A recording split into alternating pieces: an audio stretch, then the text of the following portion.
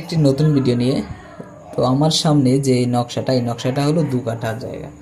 তো এই নকশাটার ভিতরে একটা যে জিনিসটা, এই যে ছাড়বার যে ব্যাপারটা তুলে দিয়েছে, সেই ব্যাপারটা কিন্তু সবসময় দলিলে ব্যবহার করা হয় না বা করে না। সেই ক্ষেত্রে আমার মনে হয় যে নকশা করতে গেলে বা প্ল্যান করতে গেলে এই যে ব্যাপারটা না দিলেও হয়।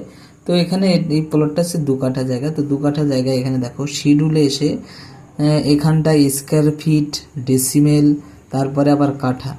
তো এখানে একটা দাগে জায়গা কম আছে, 228 বর্গফুট, ঠিক আছে, সেটা ডেসিমেলে অবশ্যই দিতে হবে কত ডেসিমেল। আর একটা দাগে আছে 1221.82 বর্গফুট বা স্কোয়ার ফিট, সেটাও ঠিক আছে, ডেসিমেল ঠিক আছে। তবে এখানে যে ব্যাপারটা আছে কাঠা, দেখো কাঠা আছে 0.303, আর একটাই আছে 1.697। তো এই যে কাঠার ব্যাপারটা যে এখানে উল্লেখ করে দিয়েছে, এই কাঠার ব্যাপারটা কিন্তু দলিলে উল্লেখ করে না বা করা হয় না। সেই ক্ষেত্রে আমার মনে হয় এই দুটো দাগের যদি জমি থাকে, সেই ক্ষেত্রে এই কাঠা যে ব্যাপারটা উল্লেখ করেছে 0.303 কাঠা, এই ব্যাপারটা কিন্তু অনেকেই বোঝে না। সেই ক্ষেত্রে আমার মনে হয় এই ব্যাপারটা যদি না তোলে তাহলে সেই ক্ষেত্রে অসুবিধে হয় না।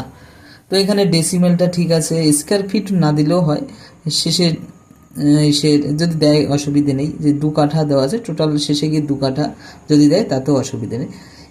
ওভারঅল স্কেচ ঠিক আছে, কোনো সমস্যা নেই, কিন্তু আমি এটাই বলতে যাচ্ছি যে এই যে কাঠা ব্যাপারটা 0.303 কাঠা, এই ব্যাপারটা কিন্তু অনেকেই বোঝে না। সেই ক্ষেত্রে এখানে একটা জিনিস করতে পারতো, এখানে টোটাল সে কত ছটা বা কত কাঠা সেইটা উল্লেখ করতে পারো। যাই হোক, তো ভিডিওটা কেমন হলো অবশ্যই জানাবেন।